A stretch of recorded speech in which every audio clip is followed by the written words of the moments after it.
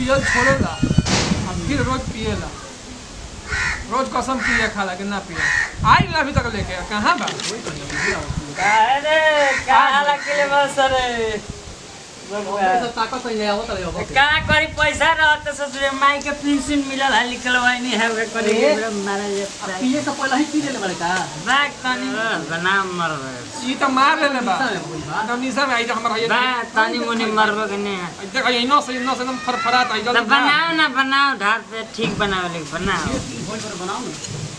बनाओ सब पेंशन बुढ़िया कर ले सब दोबारा का हुआ गाना देखला बनी बुढ़िया के धैले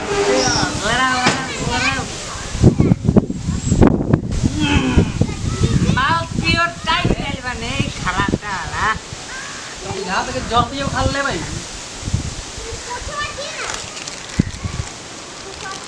बारे चिकन बा या तने बे आई देया से कहीं के बखाटी सरे रखाटी मर के कर रहे हो दोस्त बार हम कहीं मिल जाए ठीक बा ये लगा ना बहुत बता कर लेते क्यों ना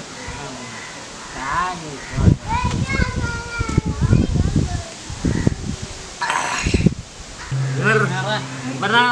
पैक बना अरे भर लो बार देख अरे माल रहता पी पहले पी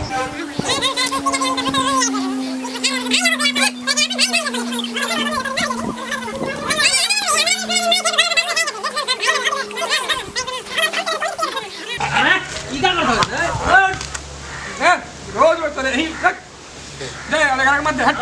चली सागल में से ना दे चिकन ना तनी 10 तनी सड़क गेला क्या करे चिकन से बर्बाद कर दे ना तनी सड़क गेला रे भाई दे मैं की बना तो तने ये पैक में फेंकता जान दे दी मत उठ जो हां जान दे दी भाई अरे वो सब नौटंकी ठीक ना लगला भाई के बात है बात सुन 3-4 पैक पी में लूं नौटंकी चालू हो जाला नहीं सुन बात फेंक दे बोली एक पैक करे काम दे सर भाई नहीं हमार दुख बुझे हम बुझाता नहीं हमार दुख नहीं जाना दे हां इधर में सब रात खोल काटे में है ना हमरा सब बुझाता तोरा के बताइले बनी अब ते के बता दिए ऐसे मत कर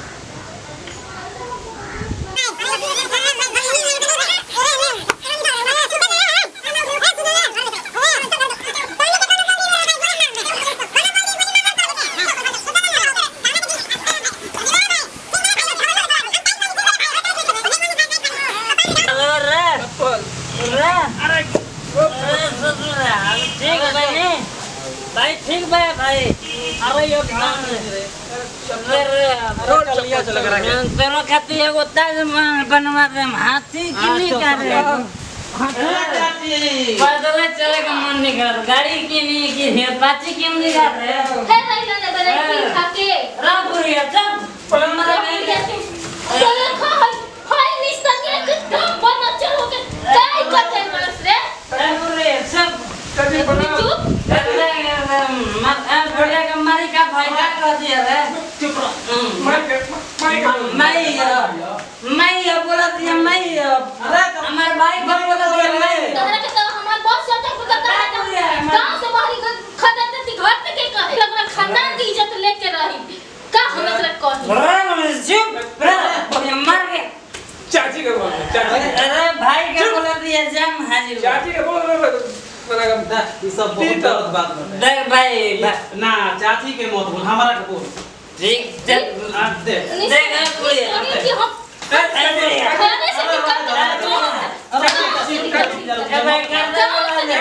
चाची हमरा के मार अरे क्या मार हिंदी हो गया तरीका तरीका सिखा लो दूसरे के घर बिगड़ने वाला लोग खलिया रे बुढ़िया अनस कर दिए रे भाई मैं जो सूता में रह गए बुढ़िया अरे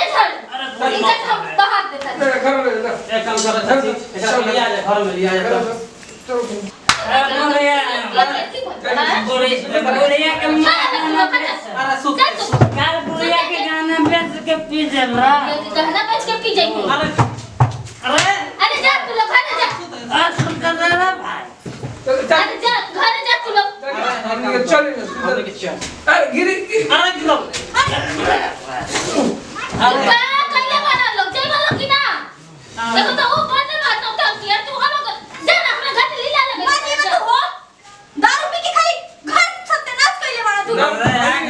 सही कहता लोग दे आगे ही बड़का घर के कर रे ये बड़का घर के का एरिया रे सुत जो ये कहां से मेरा रे बहुत दारू पिया तो मना करेगा अब हम कैसे मना करेंगे जब भी दादा तू हो चला तू चल चल चल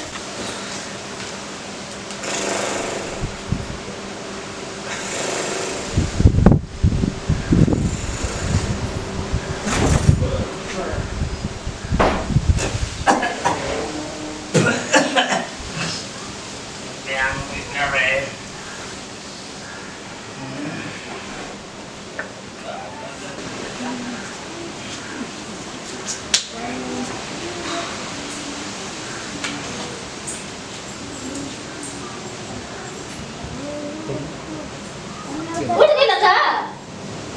उठ गई ना का भैया भाई का भी लखा ना तक दुकान पर करा था नु तनी पी ले रहा तानी मनी दिया ले रहा आ तू को के जाने माला पूछ के ले ले रहा कि चल हमरा दुकान पर नाची हो लोग हैं ना भाई हम तो दोस्त हो तन सब भाई हो हम सब घर तो जमीन बाजा बाजा था नु हमरा खूब निमन से बुझा करते बाल बच्चे की चिंता नहीं खे खाइला पियाला की चिंता नहीं खे बाकी हजार रोजे चली पैसा रहो चाहे ना रहो घर में भूंजी भांग नहीं खे अब मां गोपाल के चाची के कहां चलत नहीं आई बड़ा एथी करे खाती हाय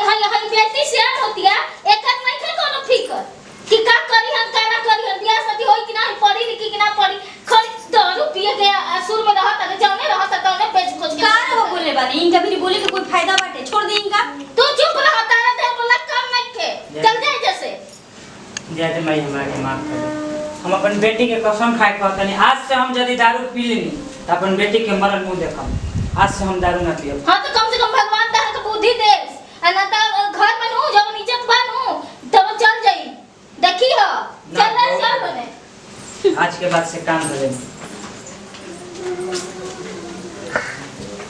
काहे बुढ़िया हमरा ऐसे बोलला सिया कहीं शक तो नहीं हो गइल ओकरा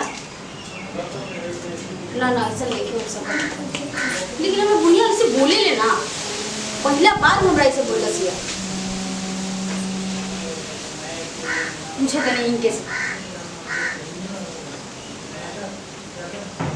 तेरे से बात कर ली हेलो हेलो अब बोला काट मत करो का हम कहीं बहुत परेशान बने का भइल हा होई का अरे ई बबिया के क्रिया खा ले लगा हैं? कि आज के बाद हम दारू कभी ना पी अरे कोई हरी क्रिया खा जाता है ना तो कैसे तो क्रिया तुलवावत नहीं तू रख अगर सही साफ साफ देन हमरा के फोन करके करी हम आज मिले करके अच्छा ये बताओ कि काहे तू चल गइला आके इतना जल्दी अरे तो कल कर ले कि भेज पी ले रहा मना करते ही मत तू अब पिए जाता पीछे जाता बहुत तेजी हो गया देखता हूं कि सास पैसे दम कवर पर चढ़ जाता रही अरे हां वही तो हम कहते नहीं वही हमरा सब बुझा गइल कि तो सुनो सब बात सुनो हमारी बात सुनो आज फिर हम बुलाओ तो मेरा पिए खातिर ठीक बा पिया देता नहीं हम थोड़ा हम हल्का पिया मेरा के पूरा पियाई आ सास जैसे ही घर से बाहर बनी हम वही घड़ी हमरा के बुला ले ठीक ठीक हम फोन करो जैसे ही सास गायब हुई हमरा के फोन कर दें तुरंत मेरा उठा कर ले ठीक हां ठीक है बहुत दिन बढ़िया से पहले बहुत दिन हो गए ठीक बा रखो अरे भाई तो काहे नहीं किस बात मानत आज माल बहुत बढ़िया देले बा बढ़िया के बात नहीं केलू भाई हम देख कसम खा चुकल बनी अपन लड़की के ये चलते हम नहीं अब पूछ सकते तब बेटी के क्रिया खा ले घर जाके हां हम नहीं भाई जब कोई नहीं माने दारू छोड़ देले दारू छोड़ देले बनी भाई अब ना पिएबे अब कान डाले बनी अब कहियो ना माने बेटी से बढ़ के दोस्त नहीं है ना देख भाई ऐसन बात नहीं है ना ना बात हुए बा ते हमार भाई लेके बड़े तू के दोस्त है हम जाना तोरा बुझा का साथे हमनी के बैठ के आज तक बिना तोरा के हम कभी पिए बैठल बनी चाहे पिए खाए तू तो बढ़ ले बिना तोरा के कभी हम पिए खाए की बैठल तू तो बढ़ ले बले ये सामने के जो रानी बनी जा आज तोरे खातिर हम किननी है हमार क्रिया सुन हमार क्रिया तोरा पिए के पड़ी हमरा साथे देख भाई क्रिया मत धरा भाई देखे वो फसल बनी हम कह दे हमार क्रिया तोरा पिए के पड़ी आ तो नताज के बाद हमनी के रिश्ता खत्म जो तब तोर बेटी तोरा खातिर भी है जो अपन बेटी परिवार देख भाई जो हम जो छोड़ दे हमरा जो जो है ऐसे काहे बोलत रे दारू हम कहीं चढ़ा पी लेना तोरा साथे ले पीबे कि ना पीबे सब बोल। चल ना मन में तो चल, लेकिन हम ज्यादा ना पिए, थोड़ा सा पियो भाई। तोरा के जानते रहे साथे मरम जा साथे जी हम चल। कौन ना मन में तो चल, बिना तोरा के हम बैठ नहीं के सकत चल बैठ। ये हमनी के ठेहार हो गेल आज ना। ई हमने के जन्म जुगी ह, जब से पिए के चालू कहीं नहीं ई जगह ह कि दुगो पैक पी लेबे नु नशा एकदम ये जगह के बातें अलग।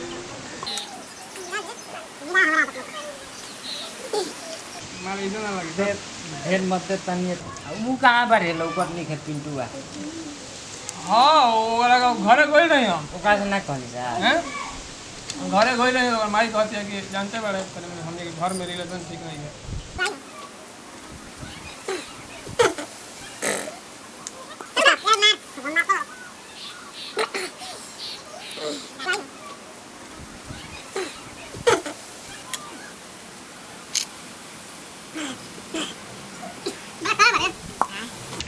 राव भाई राव यार ना बनो अब कर रे कहता है हूं फोन एक बार भाई फोन क्या है उठा रे बोल भाई। कहाँ बनी जल्दी आई? हां भाई चाचा बारन घरे के निकल गेला और वही निकल गई माजी, जल्दी आई। तो निकल गेला चाचा नो आई कहाँ बड़न? हां इनका काम कर दे देले बनी आवत नहीं हम आवत जल्दी जल्दी जल्दी। बढ़िया टाइम पर फोन करे बड़े भाई आवत ठीक है। कौन है भाई? पिंटुआ क्या कर रहा है? ना पिंटुआ ना है हमार दोस्त है एयरफोर्स में बैठे पटना पैसा बनना बा माल बा बुलावा तो पटना हम जगह आई पीला में जानते बड़ा माल बा हो रहा है माल बाहर इधर ना पियो ना डर भैया अभी बहुत बदर मत मर दे मर मार दे मैंने मार ले आओ ले आओ कहाँ के माल रहा मार मार गिरा तो भरल बा ले एक पैक ले धर धर ना एक पैक ले मार कड़ा माल बना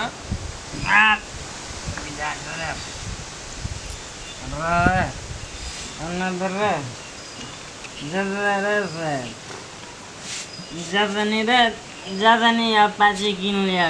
चल तेरा घर छोड़ दे देखे तो गिर चाची चाची घर आगे जगह रे भाई रे जिंदाबाद चाची भाई का भी जाना जरूर जियत नहीं भाई जियत रहे ना भाई ठीक है तुम तू लग रहा गर्दा उड़ा दे मर के जेब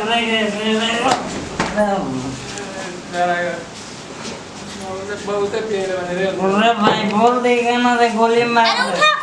चल भाई चल करेगा भाई ऐसा सोचे भाई जैसे आदमी के करामात बाटे नु हमर जिंदगी बर्बाद कर ले रहा है। बहुत कसम क्रिया के हमरा हमारे दोस्त बढ़ गए बेटी ठीक भाई रवा हमर जिंदगी में आ गई ना तो इस तरिया के चलते हम अपन हम काम करती कि हम का बताई। तारा कोनो चीज के दिक्कत हुई हमरा से कहियो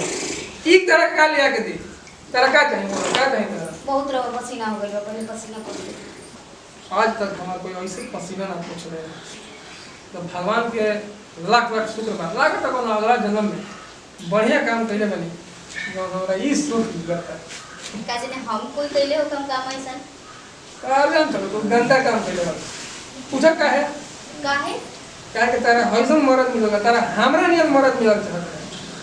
खतरा प्यार करला तारा का जान भी दे सकीला देख ना नहीं है। अच्छा ये बताओ तारा कोनो चीज के दिक्कत बा दिक्कत बा जेकर हइसन पियकर मरद हो ओकरा दिक्कत बा कुछ दिक्कत होगे त हमरा से कह हम बानी तारा कोनो चीज के दिक्कत होगी हमरा से कह बोलो का चाहे रवा इतना बोल देनी वही हमरा खातिर भेट कर ऐसे बोले तो लागे ना कि रसमलाई चिपकता कितना बार तारीफ करी ले रवा बुढ़िया भी ना भाई कभी कभी हमरा डरो लागता अरे अभी उठाइए हम तुम्हारा पिछले बनिए हम का बोल बोल रुका कुछ तो बोलो हाय देखो अभी घर में लीला हाय प्रणाम चाची प्रणाम चाची प्रणाम चाची पी रहे हैं तो हम ठहरा हम कहे थे से दोपहरिया में तेरा घरे आई है बता चाची मैंने बात सुना ये है हमार बेटा का है कथि जे हां निकाल हमरे घर चाची अभी चाची बात सुनो निकाल हमरे घर से निकाल तेरा को लक्ष्मी खानदान के नाम पर का कइले बारिश तू हमरा के हां तो माई बाबू को सिखाइले ना रहू तोरा के इहे के ससुरा में आई बारिश तू ओरे बुढ़िया के त नेटिए से दब के चुप हो तो क्यों तो अरे बुढ़िया निकाल ओ बुढ़िया हां मलीला लगे अरे बुढ़िया क्या कर दिया रे हैं क्या कर दिया का बोले माई खाना की इज्जत कर सकले बड़ा क्या कर सर का तू है को बता पे अरे का बोल बताइबे तब नो का भाई पूछो के का भाई तहत हम दिमाग होश में कदम जना नो का बोल बुझाते का भाई कहता रो का भाई अरे दिमाग में नहीं होता रा का भाई का पूछो के का भाई खा का बोले खा ले सब बोले खा देले सखाया हमरा का चिल्ला तनी यही खाली मारम तहरा जनो सारी खानदान की इज्जत ले लेली कैसा इज्जत रवा हमरा की इज्जत दिखावा तनी ई पियकड़ मरद के हम का करी हम ई मरद के हम इनका सुख जाए तनी हमरा माई बाबू बियाह कइलस हम इनका से बोलने खातिर तैयार रही हम ना देखनी कि कैसन मर्दन का करेलन का ना करेलन कैसन घर बा कैसन दुआर बा लेकिन हम औरत हई हमरो कोई चीज की जरूरत रहेला साल भर में एगो कपड़ा नहीं खे बाल बच्चा के ऐसे छोड़ देले बाद ना स्कूल बच्चा जाता ना पढ़त हटिए हमर छोट बेटी बिया इनका बात के तनको टेंशन बाटे ए माई हम ना पियती है साहबा पिया दे बस माई तने साहबा पिया दे खा सच्चा रही हां तू ठीक कहतिया एकदम ठीक कहतिया ओकर कदम नहीं से बकल ओकर तू बकल सब तू अच्छा चलो तो बोल तू का करबे चल हम लोग के सिखा सिखा देख के भैया लोग देखो का दशा होता हमार तो हम तारा लोग से यही निवेदन करब कि ऐसा मत करो लोग शराब जो अनबड़ुए बहुत ही आदमी के खराब कर देवेला जैसे कि हमारे दशा वो लोग देखत हैं जा तो हमने के कैसन लागल वीडियो एगो शिक्षा हमने के देनी है जो भी शराबी बटे बहुत ज़्यादा ओवर कंट्रोल किया था ओकरा खातिर दिया कि ना अपन घर परिवार के भी ख्याल रखब बहुत ज़्यादा शराब में डूबे के काम नहीं के तो हमने के कैसन लागला कहानी एगो शॉर्ट फिल्म रहे पर बताएं जब कमेंट में कैसन लागला तेरे वालों देखनी जा ये वीडियो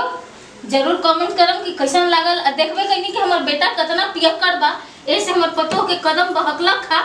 लेकिन समय रहते वो सुधर गई लखिया अपन घर परिवार के देखे खातिर फिर वापस आ गई लखिया तेरे वालों कैसन लागल वीडियो एक बार जरूर बता दो। नमस्कार प्रणाम हमारी रागिनी कश्यप और हमने के मैसेज रवा लोग के कैसा लागल है कमेंट करके जरूर बताएं। हाँ और हमने के चैनल के रवा लोग सबसे पहले सब्सक्राइब करी शेयर करी और